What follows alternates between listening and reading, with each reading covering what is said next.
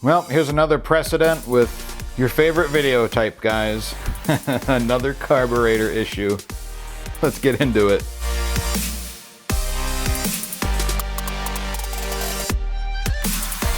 What's up, guys? Here we have 2005 Club Car Precedent gasoline driven powered model. This one has the infamous crankcase full of oil driving around and it started to smoke situation. The customer called me up, said they drove it around for a little bit and then they stopped, went back to use it, and it started blowing a white cloud, blue cloud of smoke behind it as he was driving. So he immediately stopped using it and parked it. And we went and picked it up.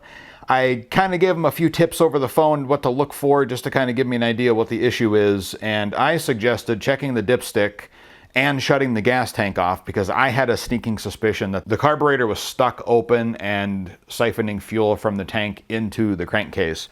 Lo and behold, that is the case here with this one. So this one was a pretty easy diagnosis, even on site with the customer. They got to witness what happened firsthand, and I was able to explain the reasons why it does that, which is pretty common. The float basically gets stuck open, the needle valve inside the carburetor, which is controlled by the float, and it doesn't close when the bowl fills, and that allows fuel to continuously flow.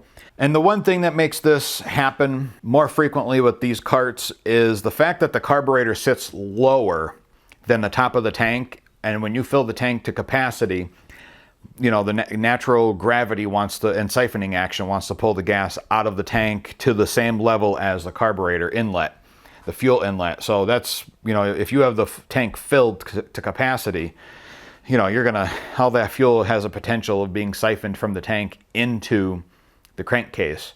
And once it fills up that entire engine with gasoline, it's time to change everything. So we got to pull the carburetor, clean it, let it air dry, and put it back together.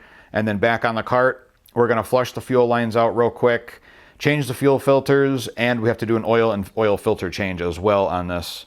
So let's get it up on the ramps and get into it. We got the seat off. As you can see, just by looking at it, you really can't tell that there's anything wrong with anything in here. So the only real way we're going to be able to tell what's going on is to, well, pull the dipstick. I don't know if you can see the oil dripping off of that. See how it's kind of wet and not really, it won't focus, but you know, yeah, so I can smell the gas. It is really strong and it has a very distinct smell when you pull the dipstick. The gas and oil being mixed, you can definitely tell it's not a normal smell that should be coming out of that hole when you pull the dipstick off. So the first thing that I'm going to do, just to kind of get a head start on, is that we're going to pull the oil drain plug and we're going to change the filter on this. Make sure we get the bottom end dropped, and we'll pull the dipstick, and we're just going to let the engine kind of air out, and then we'll have to fill it up with, we'll have to pull the spark plug as well. That is probably full of gasoline as well, and we don't want to do any damage by bending the rod or anything. One telltale sign that this has happened to you is if you get on the cart after driving the cart around for, you know, a day, an hour, whatever, you stop, you park it, and then you go back out to it a few hours later, or even the next day, you step on the pedal, you hear it cranking, trying to crank, or you step on the pedal and it's kind of, and the engine's not moving, it feels like it's locked. That means the engine's hydro locked. But the one thing you have to watch out for is that you don't bend the connecting rod inside the motor. Now that you've done, if you do that, you do permanent damage, and we have to pull the motor and send it out for a rebuild. If you step on the pedal and the engine doesn't crank, the first thing you really should be doing is reaching down and grabbing the clutch and trying to rotate the engine manually. Let's see if I can do this without dropping the camera. So like if you rotate the motor and it rotates freely like this, see, this is rotating without any, okay, actually it's, okay, there, now we're on the compression stroke.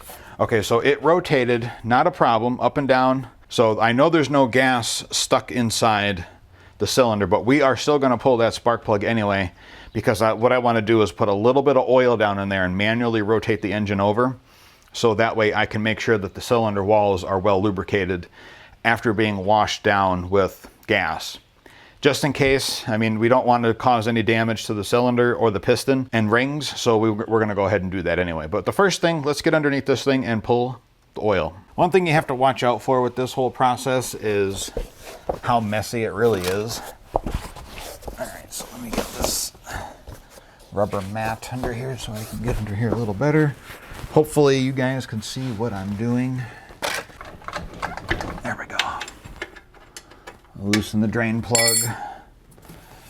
This is going to come running out of here like nobody's business and make a big mess.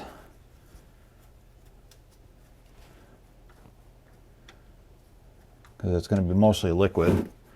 So I got to try to drain it out a little slower than what I normally would so we don't have a mess here. Oops, it's already starting. So you can see how runny that already is.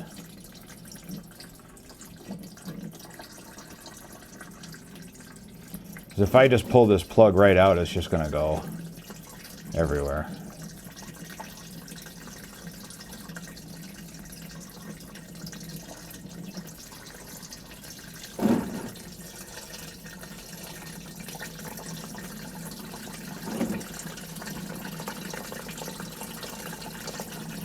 It'll come flowing out of there so fast it'll actually fill the subframe here with the engine bolts too. So I want to try to control it a little bit. There we go. See if I can. Okay, there's the plug out of the way completely. We'll just let it drain. I'm going to pull this dipstick out just to allow that to air out. So it wasn't really too bad. I mean, it's still, you know, not a good situation to be in with that. It's not ideal in any sense of the word. On the hindsight, though, at least the drain plug is nice and clean.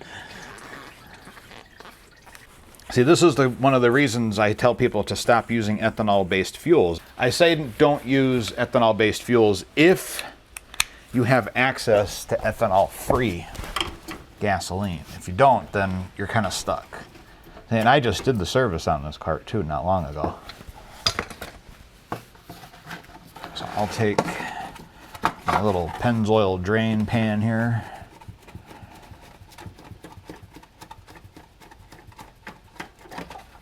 I'll drop it right into there. Okay. See, when did we service this? Not even a month ago. And that's what happens.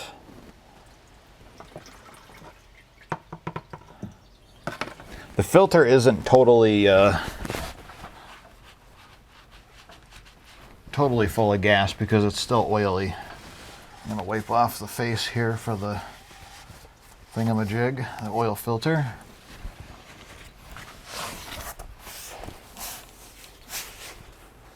Okay, let's get this done now. Everything's all pretty much stopped dripping for the most part. I did pre-oil and I dated the new filter. Just get it started. There we go.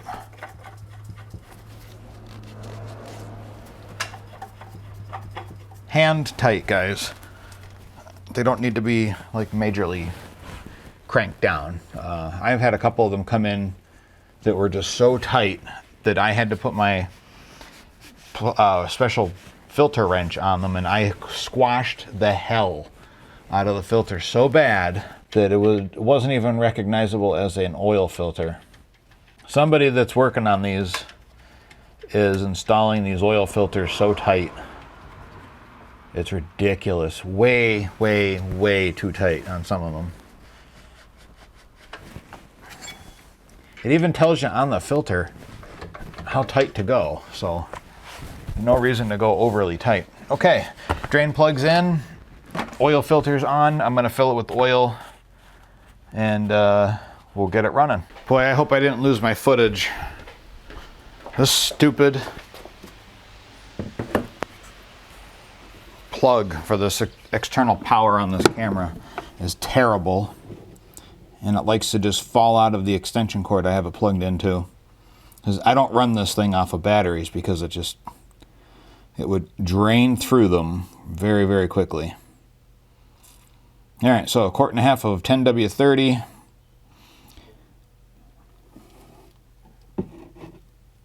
There we go. It's got oil in it. All right, let's change change the oil filter, or the fuel filter. Oh, there's only one on this. Okay, I only need one. We'll change the fuel filter. We're going to take the tank out so we can get to the carburetor. All right, so what we're going to do is we're going to remove the gas tank so we can get to the carburetor. Now this thing is 3/4 full, so it's going to be a tad heavy. So what I did so far, I don't know if I was recording or not. The camera's acting a little strange today, so I don't know what's going on. All I did so far was remove the bracket that holds the tank down. It has 2 T25 Torx bits or Torx screws or bolts in there. So you just take those out. This piece slips under there, okay, and it just lifts right out like that. Very simple. Disconnecting the fuel line here and removing the fuel filters, since we have to do that anyway, so I'd rather just get it done and out of the way. It's just one less step that we have to worry about doing if we can get it done now. Whew, that stinks. Let's see here. See what we look like in here. Oh, there is a lot of crap in that gas tank. It looks like the whole rubber gasket kind of fell apart in there. I bet you that's what caused our problem. But you would think the fuel filter would catch that stuff. Sometimes, unfortunately, they don't catch everything. They're not really that great of a fuel filter. I mean, no fuel filter is perfect. So let me see if I can get down in here and see if I can grab a rubber piece here to show you what we got. The problem is this stuff is so rigid. I don't even know if I'm going to be able to grab anything here. And the tank, if it comes down to it, I'll have to pump it. That's just the way it is. Okay, here's a couple of little pieces here. I don't know if you can see that. It's like a, yeah, it's very, very brittle. It's definitely the gasket from underneath the cap. Let's see if I can get this. I really want to get this big piece out. I got it. Yeah, there we go. This is just some of the pieces that we're pulling out. I mean, the only true way I'm going to get all that stuff out of there is to pump the tank and clean it. But I don't think the customer is going to let me do that. I'll have to give them a call and ask them just to verify. If they let me do that, then that'll be a good thing. And this little thing here is the ground wire that would connect to the fuel sender if you had a fuel gauge.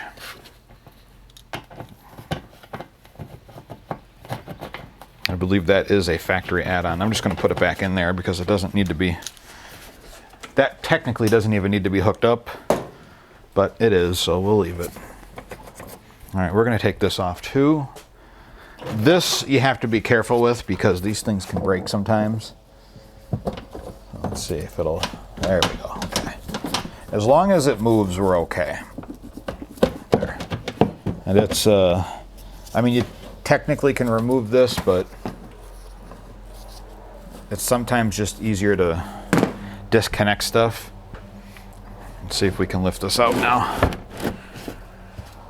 All right, so I want to save this stuff so I can show the customer what's going on. I am going to have to sell them a new gas cap though, because like I said, that one is not in good shape. So what I do is I'll just put my hand right inside the tank.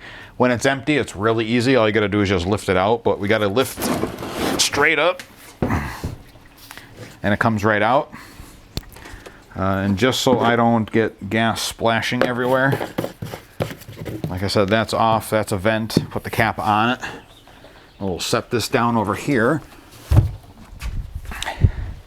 My hat's off to Club Car on this. I do like their, oh, the crap in here. It's amazing what you find in somebody's cart when you had to take the tank out. I mean, all that crap there. That's a strap for one of those storage covers.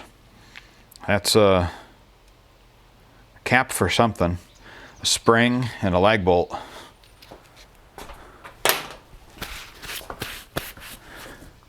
Let's see here. Guess we might as well. There's a broken spoon or a fork or a spork. A whole bunch of other crap. Oh, look at that. A quarter. Throw that in the glove box.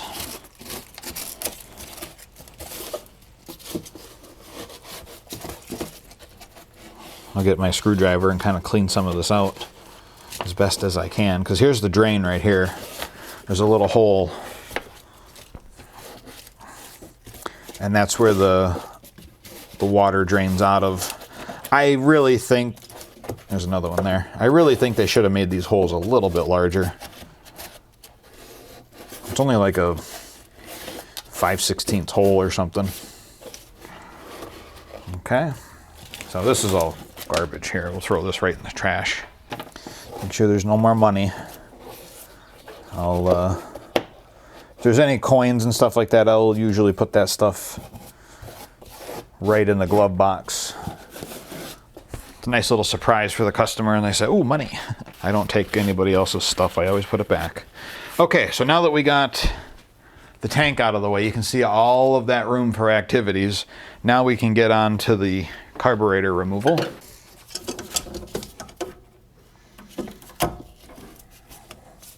And it's just a squeeze clamp. I'm going to try to keep the clamp there. Whoops. I'm going to take the air hose off completely because hopefully my big head ain't in the way. No, I want to take this off completely just to give me easier access and more room here.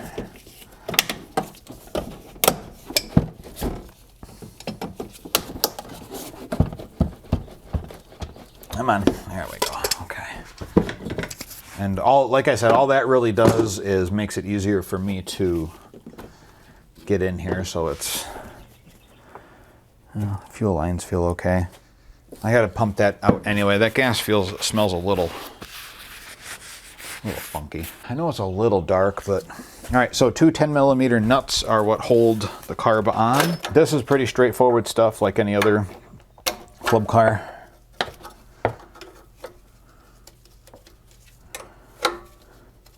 See, and now that we have oil in the system, we can crank this motor over without any worry of doing any damage. But like I said, I still have to pull the spark plug and drop some, like just a couple squirts of oil down to into the cylinder.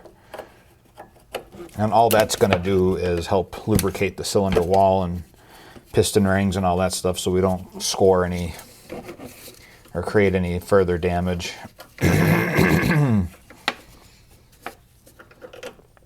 Okay, there's the inlet tube. We'll just break that loose and we'll lift that off. That's the throttle cable. The governor on this cart is cranked to 11, so I'm not really surprised that this thing has issues. 1/4 inch. Huh. Fuel line clamp isn't even tight. Wonder if somebody's been in here. All right, my drain pan is down there, so I'll just let that drain. Slide the carb out. I like to take this choke plate off completely. I call it a choke plate. It's not really a choke plate. Spacer. All right. We're going to have to replace this gasket here. It was all ripped. So we'll clean that surface off too. And then the back side of this, we'll scrape that off. And we'll replace that gasket. That'll be done. How's this one look? That one looks okay. We're going to try not to damage that one if we can help it. And that one looks okay. So we'll just kind of wipe them off with the towel. Don't lose that little spring. Otherwise you're going to be having to get another one. I just want to see what's inside. 10mm holds the bowl. Ooh. Go over to the bench here real quick. Just had to crack that loose because it was a little tight. Okay, so let's see what we get now. I see a bit of varnish. Oh yeah, super varnish.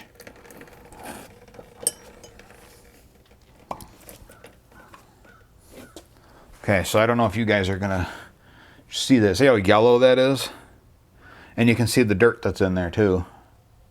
And that's all it takes, guys. It doesn't take much to totally put the kibosh to your driving your golf cart and having fun. It's just that little bit of snot on there. All right, so let me put it back together. I'm going to take it over to the parts washer real quick and just give it a quick douche. And then kind of just clean it up a little bit, and then we'll take it apart. All right, so those of you wondering why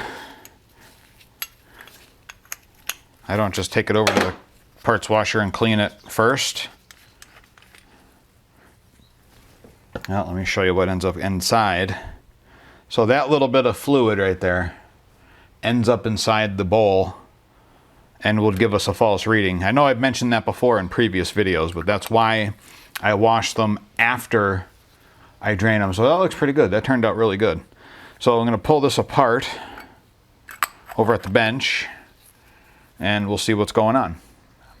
All right, so while I got the carburetor over at the bench, it's cleaned. You guys, I'm sure, have seen enough carburetor cleaning videos. You're probably tired of it, so I'm not going to show another carburetor cleaning right now. What I am going to show, though, is just going down in here and removing the spark plug. We're going to check the condition of it.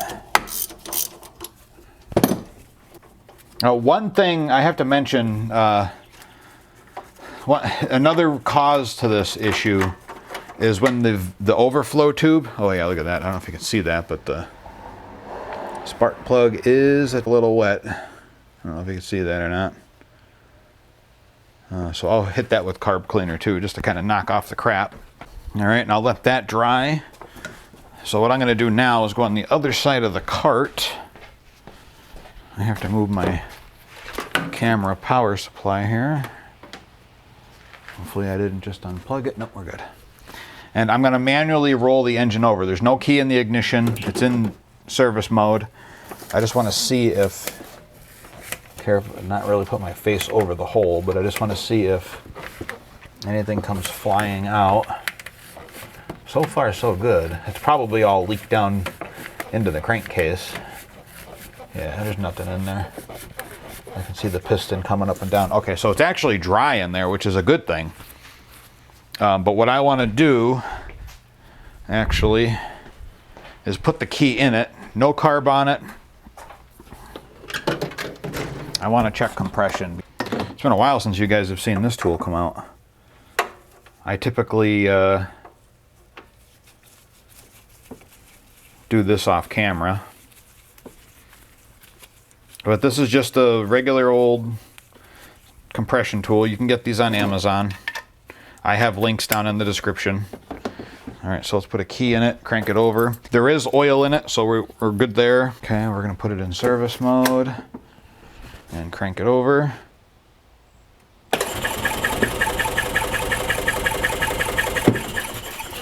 All right, so that's good news. The cylinder walls are not rinsed down. We're at a little 140 PSI.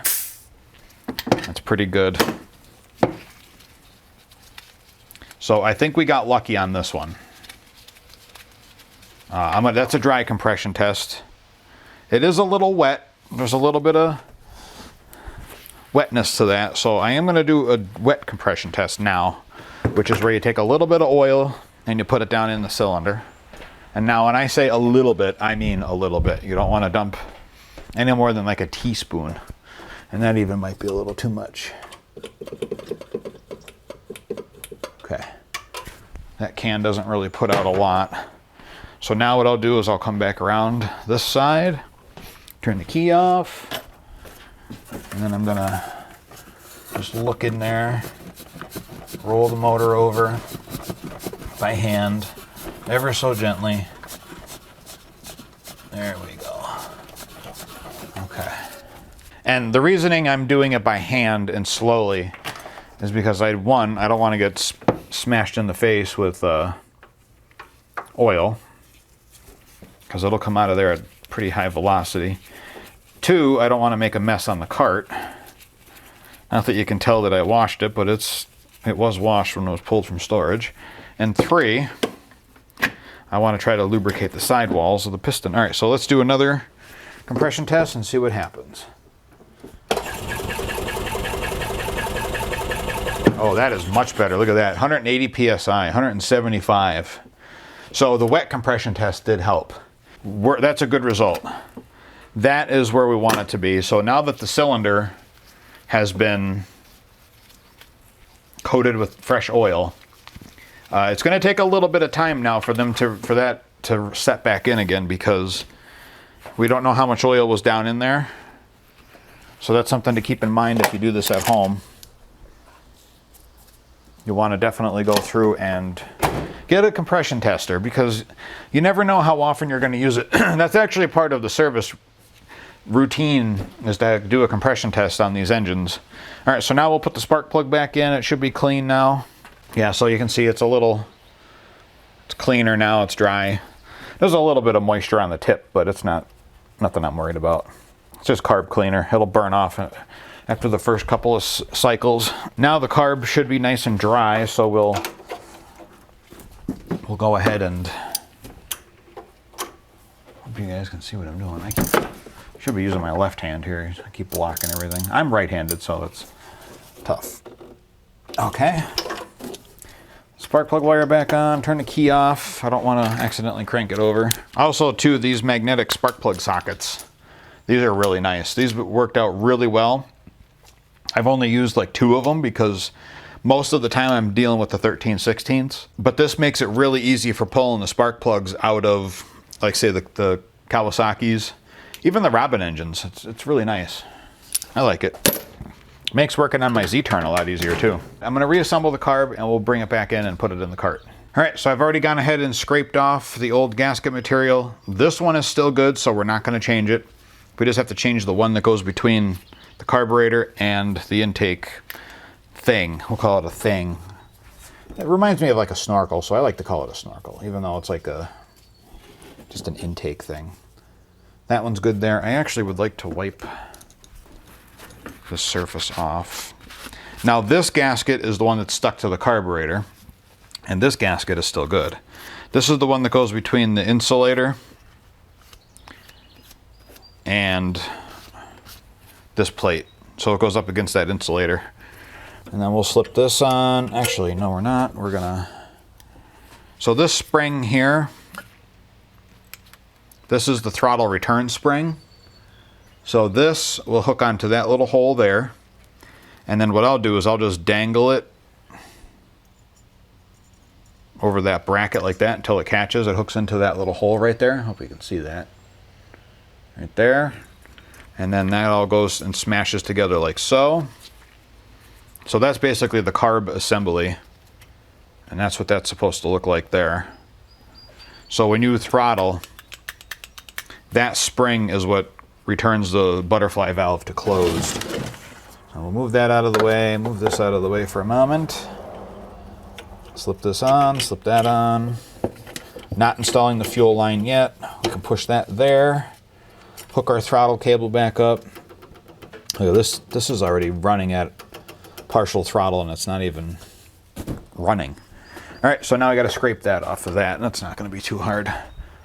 You can use a plastic razor blade, which is fine. I like to use a metal one and just gently get on here and try to get rid of the high stuff here. Just watch your fingers. Watch your fingers in your hands. Don't cut yourself. All right, so the part that I'm referring to as the snorkel is called the manifold. And then here's the gasket here. I know you probably can't see it, but this hole, it's very important that that hole goes to the top right, looking at the carburetor on the engine, because there's a hole right here. Okay, manifold is on.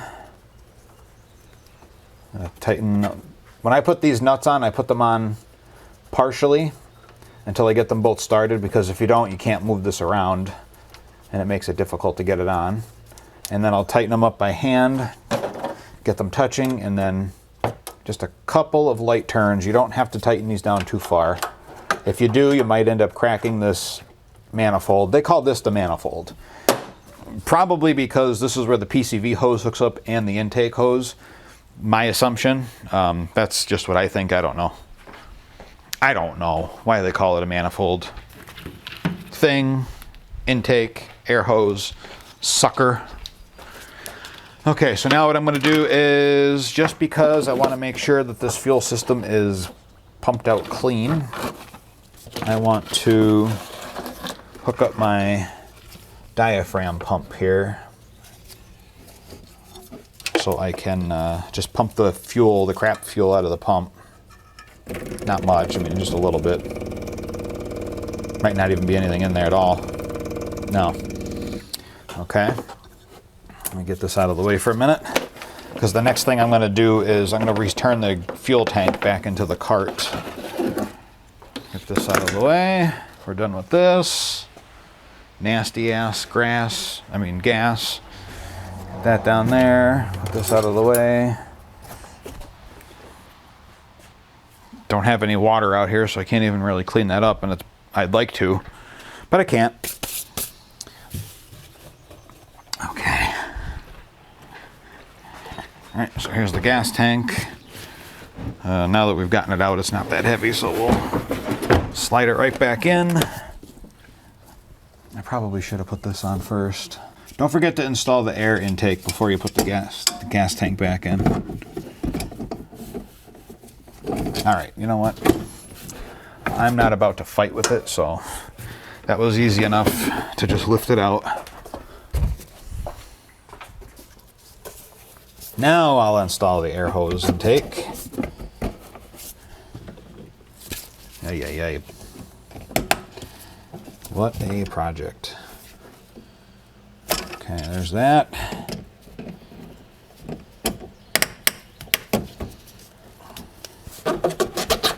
All right, here's that. Make sure we bring that right around. We can still get to the fuel line without messing with the tank, but I just want to get that intake assembly back on. We'll drop this back in. Okay. Just for poop and laughter here, we're gonna hook this thing back up.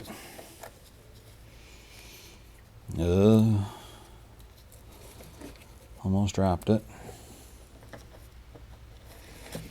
Okay. There's that. New fuel filter. Now, I've seen so many of these things installed wrong. I don't know if you guys can see that. There's a little arrow right there. It says that's the direction of fuel flow. So I always say the cone faces the source. So it faces the fuel tank, and then the bell faces the pump. I'll date that. We'll slip that on there. Actually, yeah, we're good. Because I want to prime the fuel system with my pump here. We'll put our squeeze clamps on. Spring clamps, they call these. Just make sure we're back in the right position. Okay, I'm going to bring over my crappy gas can thing. I'm going to hook up the fuel line to my pump, and I'm actually going to pull through the cart's pump. This won't hurt anything because you're not doing it for a long period of time. I just need to I just want to prime the system and make sure that the gas is flowing through the cart's fuel system properly, and at least it's clean. This will help flush out any of the varnishy gas that's inside the fuel pump and the lines. Just going to take a second till this pump primes itself. And I only do a few ounces. It's not like I don't do gallons or quarts of this. It's just, there we go. Okay, and that's flowing nicely. That's good clean gas coming out of there. I'm happy with that. And then I'll attempt to disconnect my pump and then just push the fuel out of it.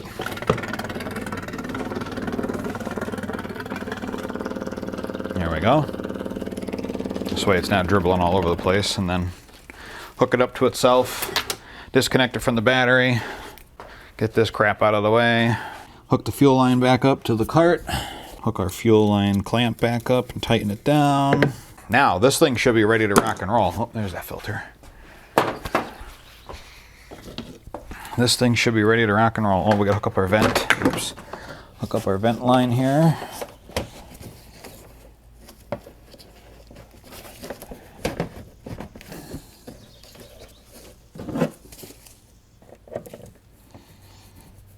That's very important. There we go. Okay, and we'll drop this back in place.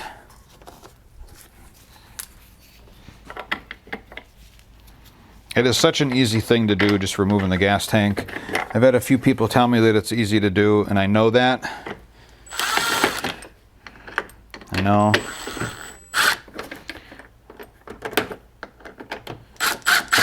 Ow, that's my finger.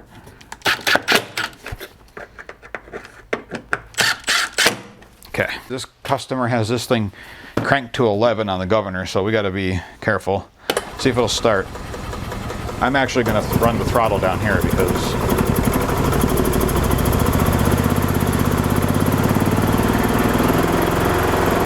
I don't, it's going to rev right the hell up. See how that instantly started? It is smoking a little bit because of the oil in the cylinder, and it also is burning its own oil and gas from the crankcase for so long.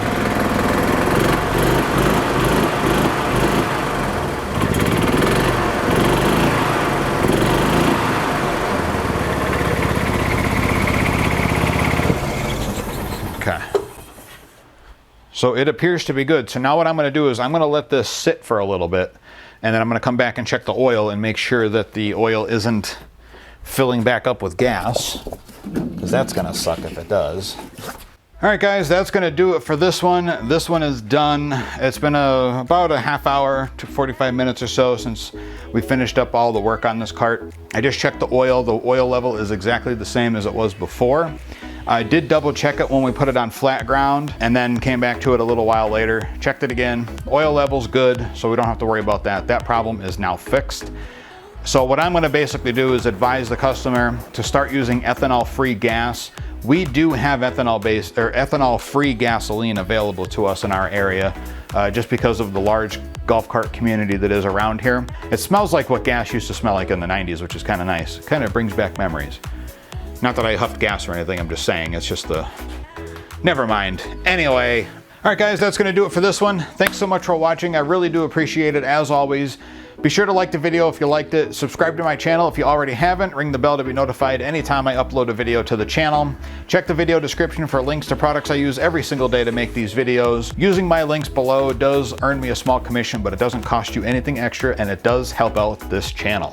So as always, guys, thank you so much for watching, and we'll see you in the next video.